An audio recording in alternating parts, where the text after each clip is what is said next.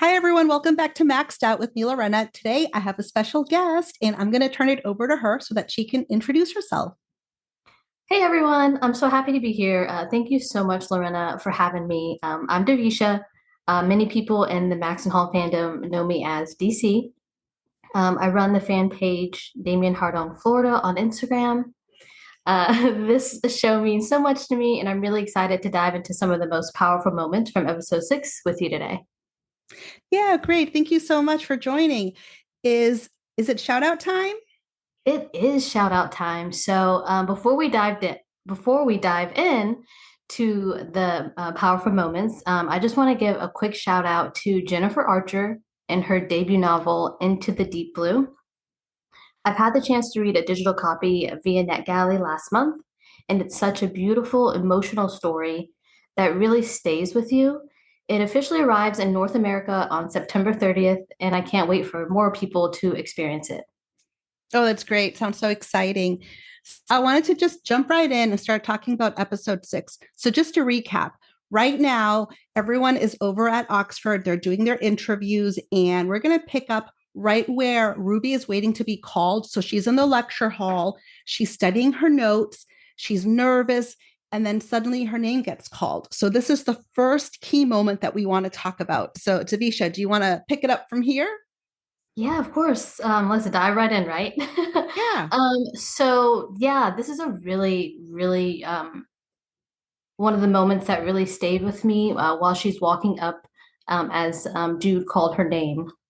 James slowly grabs her hand um, right before her Oxford interview, and it's the first real interaction they've had since everything on the lacrosse field went down. So even though there's distance between them, right, they haven't talked, that small little gesture says so much. He knows how important this moment is for her. And despite everything that's happened, he still wants to be there for her. I feel like it's quiet, but it's powerful, you know? Yeah, I remember when I saw that. First of all, I did not expect that to happen. I was screaming at the TV saying, "Oh my goodness, what did he just do?"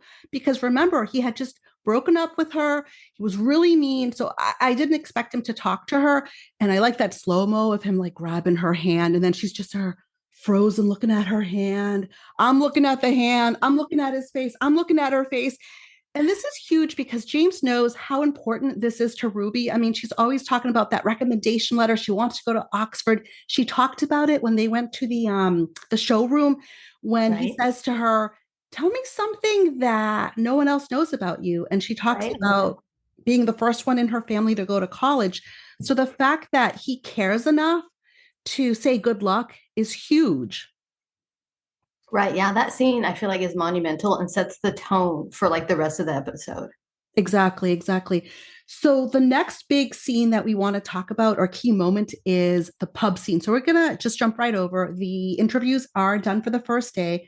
Everyone Right. wants to just chill out and relax. And Jude has invited Lynn and Ruby out for drinks. And this is where we pick up the pub scene. Yes, let's dive right into the pub scene. So I personally feel like this scene, and anyone can attest to this, right? Listening to it, carries so much weight between the both of them. We first learned, right, that Lydia is pregnant. She tells Ruby that she is expecting. What really stands out, I feel like, in this scene, in this moment, um, is when Lydia is, mentioned to Ruby. I can see why he can't get over you. Can't you see that he's still hurting? And this leaves Ruby like shell shocked because she's like, no, what are you talking about? Um, and obviously, the very next scene after that is when she walks back into the pub and their eyes meet, and it's pretty intense. It's one of those moments where nothing is said, but everything is felt. And I feel like Damien and Harriet deliver so much through that look. Um, Such a quiet intensity in that look with them. Yes, absolutely. I always say that they talk with their eyes. Yeah, No, both of them. yeah, no words are necessary. But yeah, I know exactly what you're talking about there. And just going back to when Lydia tells Ruby that she's having a baby, I mean, Right. this is going to be huge too because now she's the only one who knows. And maybe this is someone that Lydia can confide in.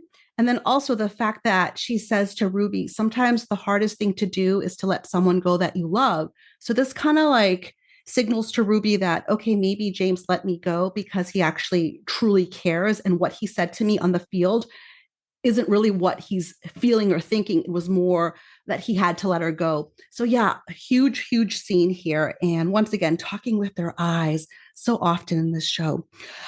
So from here, we want to jump over to another key moment, and it takes place when Alistair is on the steps outside of Oxford, and he's talking to James, and he's talking about his feelings for Kesh. Now, remember, this is another storyline in the show. Um, Kesh isn't open yet about the relationship. Alistair is very comfortable talking about the relationship, but Kesh isn't there just yet. And this is where Alistair says some very important things to James. So I'm gonna flip it over to you to give me your thoughts on it. Yeah, I feel like this moment is so special, like a special bond between best friends, right? It's so like a rare honesty moment that clearly lands with James in that moment. I know, Lorena, that you have like the direct verbiage, right? That he says while they're sitting on the stairs. Yes, Um, yes, and that if you don't mind like saying that, that way I can, go off of that. yeah, sure. Alistair says to James, he never should have let Kesh go. What does that mean to James? Okay, and then he also says, why can't people be their true selves? Two key things that he's telling his best friend. Right, right. And you can see right in that moment, um, uh, that really hits home for James. It's making him thinking about what he's done and what he's doing to Ruby. Why is he letting his father get in the way of this important relationship that he wants to have with her? And the biggest thing standing in his way, obviously, is his father. And I think that lets his guard down a little bit. And I guess we'll see that in the next important key moment, right? Once he makes his Oh, way yes, back yes, into the huge. lecture hall. Huge, huge. Yes. So, what's about to happen now is like deja vu of what happened in a previous episode where Ruby, I called it like the verbal assault because she went off on James in public. And afterwards, she felt bad about it. So, I'm going to jump right over. So, we're now in the lecture hall. James Right. is thinking about what Alistair just said, how he never should have let Kesh go, meaning James never should have let Ruby go, and how Exactly. why can't people be their true selves, meaning James, why can't you be your true self? I know your father really dictates your life. So from here, let's just jump over to that lecture hall. Um, I'll flip it over to you. Yeah. So Jude, right? I guess we can get a little backstory Oh, about Jude, yes. right? Jude is a second year student at Oxford, so he's leading the way for the interviews.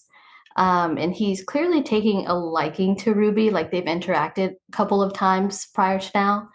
And so during this Q&A for the prospective students that are there for the interviews, James notices, right? He notices that there's something there, possibly, but definitely on Jude's end.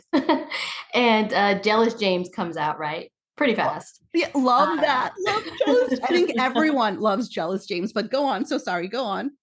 oh, you're good. And so he throws obviously shade at Jude, calling him a clown, and even asking him, right, prior to that about like what his GPA is. So you already know that things are stirring up in his mind. Um, and then after that, Ruby, that's when she pretty much cuts him off. And the Yeah, key yeah. moment here, right, is when she tells him that he sounds like his father, which is like the worst thing he could ever hear. Hmm. Yeah, Right. because Yeah. James wants to be nothing like his father. He wants no association with his dad. So for Ruby to say, "You sound just like your father," that's really really painful for him. And just going back to the way there's jealous James. Did you catch the way his eyes were going back and forth between Ruby and Jude? Oh, definitely. I've watched the show more times than I can count. So yeah, I've definitely I've definitely noticed that. Yeah. Yeah, I like that. And then in the back, do you remember Alistair's just like, oh boy, here we go again. Do you remember that? Yeah, I do. I do. Yeah, back there when he was, what did he say? He was going to take a nap to get over his hangover or something. Exactly, exactly. So from here, after this showdown, verbal assault, I think Ruby realizes that she shouldn't have done that because she storms off. And Right. Right. yeah, I was like, oh, what's going to happen? Now, I hadn't seen this before. I knew nothing about it. So I didn't know if he was going to go after her. And he actually does. And now we Yeah, have one that of the was most epic scenes of the entire show. Do you want to no, pick it up? seriously, like one of the most iconic scenes in the entire 6 episode first season of the show. The what would we call it? The monumental staircase scene, right? Yes, yes. um, I feel like this scene is the heart of the episode, maybe even the heart of the entire show. That's debatable, right? But I feel like for this episode, it definitely is the heart of the episode. It's intimate, like an intimate space where everything finally breaks open. James catches up with Ruby right after she runs out of the lecture hall. Yep. Um, and you can feel the tension between the two of them, right? As the things are about to implode. He apologizes. He's vulnerable and honest about how hard it's been for him to see her and to hear her in class. Then there's Ruby, obviously, on the other end, who still hurt, obviously, because she was embarrassed in front of everyone for how he treated her.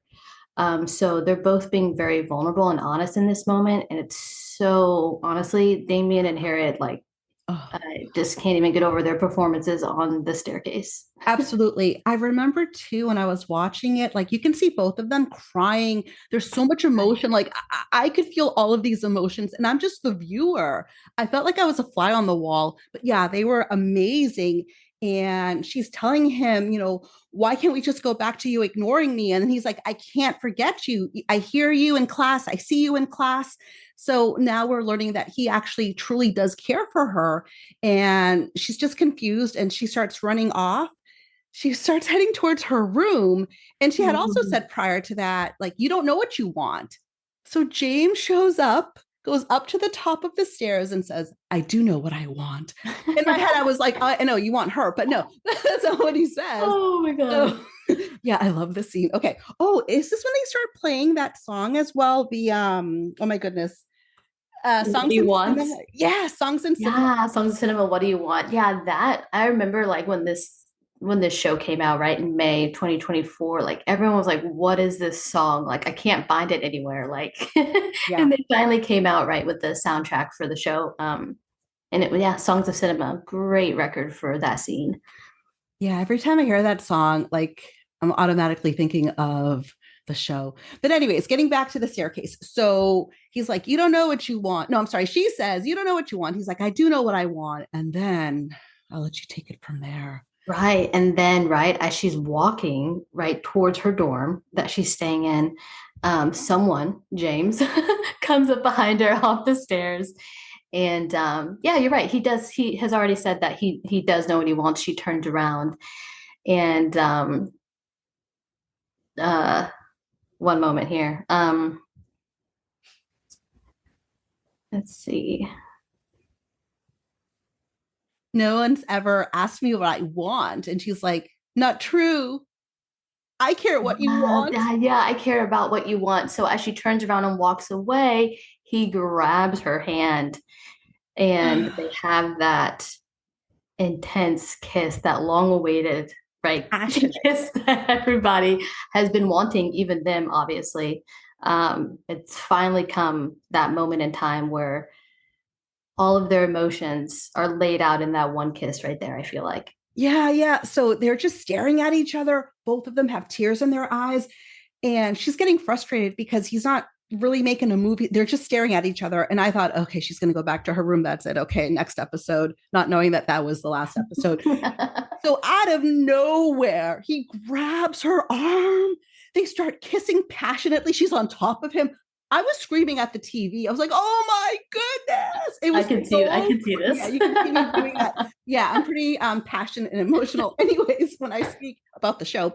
And yeah, I was like, "Wow, wow!" And then from there, they go into the room, and I'm like, "Oh my goodness, what am I going to see? What are we going to see?" But she starts having flashbacks. I'm like, no, no, no, no, no, no, don't stop. God, come on, don't stop. Okay, so Keep it going. Yeah, she's having flashbacks to the breakup where he had harsh words where he said to her, did you really think someone like me would be interested in a girl like you? So she's confused. She doesn't understand. Wait a minute. Right now we're pretty passionate. We're together, but she's doubting what's happening because she's remembering what he said to her, right? Right, right, right. This is, I feel like, such an unforgettable scene too, which is why, it's one of those key moments for us. Um, James reveals, the reason why he did, completely ghost her, right? And completely stop talking to her. Because his dad threatened him, right? Threatened to ruin her life and her family's life if he ever, said a single word to her ever again. So, I can feel for Ruby in this moment, and I understand why she did freeze. Um, and I really love this moment because it's nice to see James apologize, right? I feel like that was Yeah. so important in this scene to apologize for what he did for her. Um, and then, the raw truth breaks down all of their walls. They promise no more lies, no more secrets. And a scene a moment that really I love so much is like the kisses on the arm, right? When they're Yes. when they're looking at each other. I just love that scene. And you can see, the tears in James's eyes, as because he means it, right? He really, really means it, what he's saying to her right now, that apology. Yeah, yeah, I remember that. Once again, I felt like a fly on the wall. I'm like, I shouldn't be here. I shouldn't be seeing this. But yeah, the little kisses on the arm, so sweet. And what happened after, I was not expecting. I didn't know what to expect because at this moment, both of them have just had a big revelation. They're honest. So I thought things would slow down, but the total opposite occurred. They had a very passionate night. Right. Yeah, so Another long awaited, I feel, I wouldn't say long awaited, right? I wouldn't say long awaited, it's not the right words, but I feel like them finally breaking down the walls, being completely vulnerable and honest with one another, you know, that scene, I feel like that was the only option. yeah, yeah, After that, like when they're in the room together, and being vulnerable and finally happy, I feel like, and getting to that point in the relationship that they're building with one another. yeah, yeah. And I thought it was done really well. Now, remember, I didn't know that this was a German show. So when they were showing things, I was like, oh, okay. But I thought it was done really well. And now it's the next morning. If you want to Right. go there, if not, we can go back to that night. But I'll Yeah, turn it yeah, to you we again. can go to the next morning. I think that's good. Okay. So the next morning, both of them are really happy until Ruby says that, tomorrow we basically have to go back to reality, to the real world. Mhm. And I did not expect James to start crying. I saw the tear coming down his eye. And yeah, Ruby decides to get up and grab her journal and starts making a list. And yeah, I'll turn it over to you with that list that she's working on for James. Um, Yeah, I mean, I feel like that's such a really important scene too, obviously after the night that they've had, and that bond that they've just shared together with one another. They start writing down like James's life goals. Um, and I love obviously the final goal, right? That he writes himself, which is Ruby. It's so special, right? It's so yeah, special because she wasn't expecting that, she wasn't expecting him to do that. And that just goes to show how important she is to him. exactly. And you can see her reaction when he writes down Ruby because he's like, oh, you forgot one. And I was like, what did he forget? He has sports, he has reading. What did he forget? And he writes Ruby. And I'm like, oh, and she's, got that same reaction too. So yeah, that was a really great scene. So from here, I know it's not a key moment, but I did want to just mention too that Okay. he's supposed to go to his interview and they show him in the lecture hall Right. and they call his name, but he's nowhere to be found. So basically, he has made a decision, and it's one that goes against everything his parents want for him. Because remember, he doesn't want to go to Oxford, he doesn't want to run the family business. He wants to figure out what it is that he wants. So for him not to stay there for the interview is huge, right? Oh yeah, that's so huge. And I feel like Ruby, right, in her own way had a lot to do with that, not um I feel like she had a lot to do with that and Damien and James realizing what he needed in his life, right? I feel like him writing down those 5 goals that he wrote down was really like monumental in setting the tone for that scene and him not going to his interviews. He realized, you're right, he's already realized that he doesn't want to go to Oxford, but I think that list and being with Ruby is what really defined that moment. He was like, yeah, this is not something that I want to do. Yeah, yeah, exactly. And then from there, we see a montage of all of the characters and sort of like their storylines and the way that they're going. And I remember too, not knowing that this was the last episode, I thought, okay, wait a minute, are they trying to wrap things up? And at this, yeah, yeah, because you're showing Yeah, they're Ruby, wrapping things up for this last which episode. I had no idea. I thought there was another episode after. But at this time, we also hear this really great song that, once again, I had never heard of. Like 99% of these songs I had never heard of. And I'm so glad that this show introduced me to these artists because now I listen to them. But Oh, the song is called Run Like a River by Jamaica. If I pronounce it right, is it Jamaica? yeah, I believe that's right. Yeah, it's such a nice song. And when they're playing this song, James has taken Ruby over to the bus. She gets on, and just the look that he gives her. I mean, she's given him a look too, but there's something about it. His eyes, it's so tender, and he's just looking at her. I think he's thinking, I'm in love with you, but I haven't told you Right. yet. I mean, is that what you thought? Oh, oh, for sure. I feel like it's already there for him. James is already head over heels for Ruby. And then right before she gets on the bus, they share like that one last kiss, right? That one last passionate Yes. kiss that's just so cute because the kiss, and then she goes to walk away, and then he grabs her again, and they get like one more kiss, which I was like, oh, this is perfect, right? That's right. I forgot about that. He grabs her hand again. Oh yeah, love that. Yeah, Love and that. then they Okay. have, and Can't get enough of them. So everyone is happy right yeah, now. both Everything genuinely is happy. good. He's gonna go home, and then oh boy, we have a change of events or a turn of events here. He finds out, well, let's go back. He's driving home, and I noticed that the camera goes to Percy, and he's kind of has this look on his face, and I thought, oh Right. no. Yeah, yeah. I noticed that right away too. The first episode, I feel like I've noticed like something's not right here. Why is Percy not talking? Like, what's going on? Yeah, a little Yeah, foreshadowing there. yeah, for sure. So as soon as they get home, Mortimer, well, I think his back is to the kids, call them the kids, Lydia and James. I think he's on a business call again, like he's always on a business call. And he tells them something so shocking that their mom Cordelia had passed, and I believe it was 2 days ago, right? 2 days ago that she Right. It was passed. yeah, it was 2 days ago, but like I also too, I guess let's back up a second to where like they got out of the car, right? Remember that scene where they're getting out of the car and like I'm not sure who this woman is. Maybe she's like Maid, the maid. yeah, we'll call her that, right? And Okay, sure. she lets them know that, their father wants to speak to him, and they're already like super suspicious because they're like, why? Like, why does he want to talk to us? And they're both looking at each other because, that twin telepathy thing, right? Exactly. So they know something's up. So I think that's a really, along with Percy, right? And then also her, they knew something was gonna happen and it was leaning towards something bad. That's how I Yeah. felt. Yeah, Yeah. that's how I felt. And also, too, nothing good ever happens in this home, right? I feel like every scene True. at the Beaufort Mansion is not a happy scene. So yeah, they obviously don't take it well. No one would take it well that their mom has passed, especially a couple of days ago. Like, why didn't you tell Oh, them yeah. sooner? Come on. Yeah, that's crazy to me still to this day how He they didn't waited. find out until days later, but that goes to show you like who their dad is, right? Like, you know, doesn't have empathy, I feel like, for even his kids. No, he Um, does not. He does not.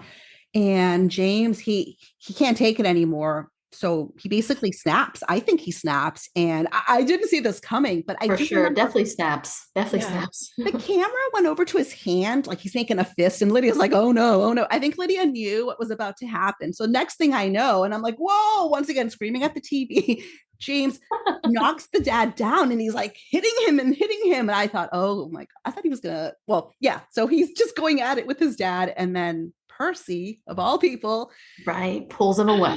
Pulls yeah, him away from him. Yeah, yeah, that was such an intense scene. Like you said, first time watching it, yeah, you don't really know what to expect. But when you see him running towards his dad, you kind of obviously know what's about to happen. But yeah, that was just a rush of emotions. I feel like him just finally over just all of the pain his dad has caused, and now this, that was just like a buildup over time, I feel like. yeah. And what was really sad too is once Percy pulls him off the dad, James feels like he's been betrayed because, like, he says to him, "You knew, and you said nothing in the car." I think obviously Percy wanted to say something, but he couldn't. He just couldn't. But yeah, that was really painful too to see that this person that he trusts so much, meaning James trusts Trust. Percy, Right. didn't even say anything. Yeah, that one, that was, yeah, I mean, that whole entire scene, but yeah, I think, yeah, that one right there where he's walking out and then he just walks away, right? He just walks away and, Yeah, he does. Yeah.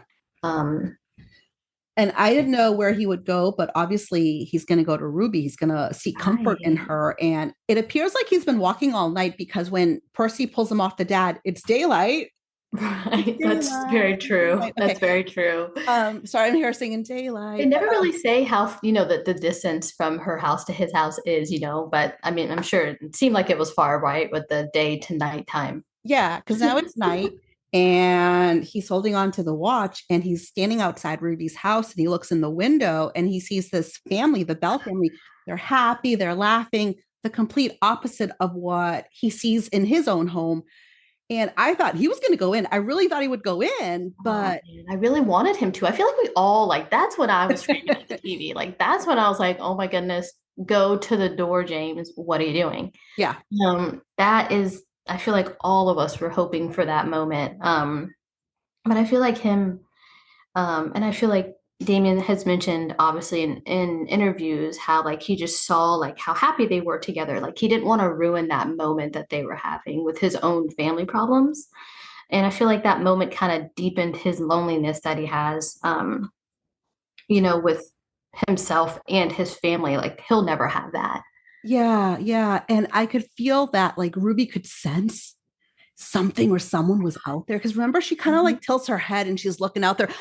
Okay, once again, not knowing anything, was like, okay, she's going to go out there. She knows it's him. She's going to see him. And then when she didn't, I'm like, come on. And then it just ended. It just ended. And I'm Right. like, That's what we were. no.